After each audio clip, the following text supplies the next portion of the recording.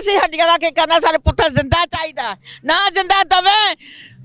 ਸਾਨੂੰ ਕਾਤਲ ਚਾਹੀਦੇ ਨੇ ਸਾਨੂੰ ਕਾਤਲ ਚਾਹੀਦੇ ਨੇ ਸਾਨੂੰ ਉਹਨਾਂ ਦੀਆਂ ਸਾਡੇ ਦਰਵਾਜ਼ੇ ਅੱਗੇ ਲਿਆ ਕੇ ਗੋਲੀਆਂ ਮਾਰਨੀਆਂ ਚਾਹੀਦੀਆਂ ਨੇ ਔਰ ਬੁਲੇਟ ਮਾਰਨੇ ਚਾਹੀਦੇ ਨੇ ਜਿਵੇਂ ਸਾਡੇ ਪੁੱਤਰ ਦੀਆਂ ਹੱਡੀਆਂ ਰੋਲੀਆਂ ਨੇ ਇਸ ਤਰ੍ਹਾਂ ਹੱਡੀਆਂ ਚੁਣ ਕੇ ਲੈ ਕੇ ਜਾਣ ਚਾਦਰਾਂ 'ਚ ਪਾ ਕੇ ਇਕੱਠੀਆਂ ਕਰਕੇ ਲੈ ਕੇ ਜਾਣ ਸਾਨੂੰ ਇਨਸਾਫ ਚਾਹੀਦਾ ਆਵਾਮ ਦੀ ਮਾਂ ਹੈ ਸਾਡੇ ਬੱਚੇ ਦੀ ਸਾਡੀ ਮਾਂ ਬਣ ਕੇ ਵਿਖਾਵੇ ਸਾਡੀ ਵੀ ਮਾਂ ਬਣ ਕੇ ਸਾਨੂੰ ਇਨਸਾਫ ਦੇਵੇ ਉਹਦੇ ਜਾ ਕੇ ਮਰਵਾ ਕੇ ਬਦਲੇ ਲੈ ਸਾਡੇ ਅੱਗੇ ਵੀ ਆਵੇ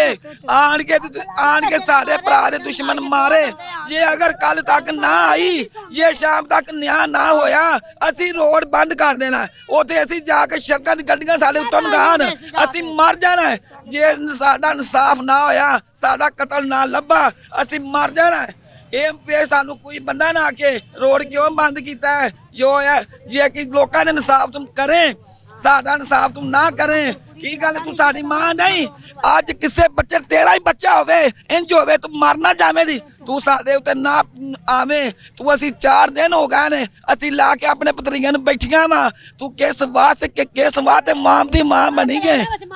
ਹਾਏ ਅਸੀਂ ਰੋਈਏ